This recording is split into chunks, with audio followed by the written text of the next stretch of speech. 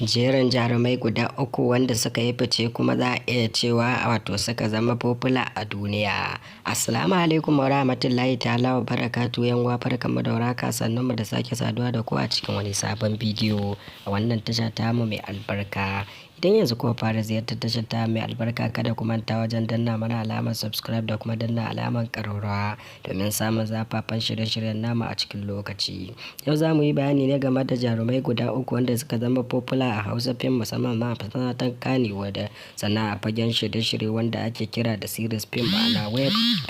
web series, ma'ana fina-finai wanda ake gabatarwa a social media ko kuma a ce a YouTube. Jaruman dai akwai Aisha na Jamu wacce take jagorantar fim ɗin Izzatu wadda ake mai kirari da Hajiya Sara, sai kuma Nafisa Abdullahi wadda ta fito a Sumayya a cikin shirin wato labari na, wadda za a iya cewa Sumayya ce za mu yi bayani a kanta, da kuma wato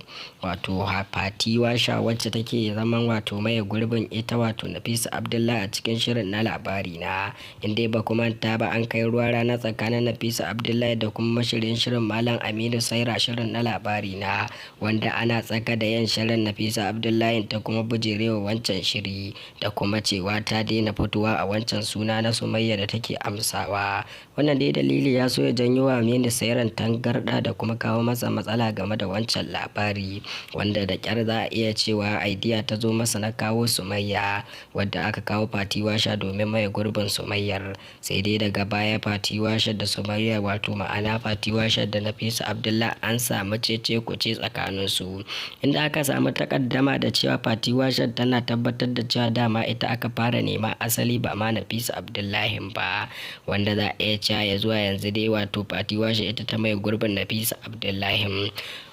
Amma dai Nafisa Abdullahi ta shahara game da jan wancan akalar wancan shiri, wanda za a iya cewa masoya da dama sun yi yunkurin barin kallon fim din matukar ba a dawo da Nafisa Abdullahi ba. Sai dai za a iya cewa ya zuwa yanzu al'amura na daidaita a sayar movies din,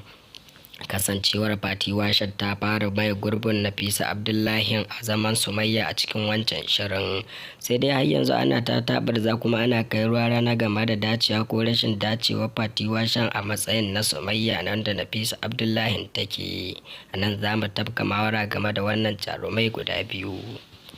Shin Nafisa Abdullahi da kuma Fati Washa wace ce ta fa zama halattacciyar jarumar wannan shiri, ko kuma wacce ta fi ɗaukar hankalin 'yan kallo? Kamar yadda Izzatu za a ce Hajiya Nafisa wato Fati wato Aisha na Jamu ita ce jaruma mafi cancanta kuma mafi farin jini da jan akalar wancan shiri. Za ku iya tafka muhawara a kan jaruman nan guda uku wacce ce tafi iya acting, sai mun ji daga gare ku.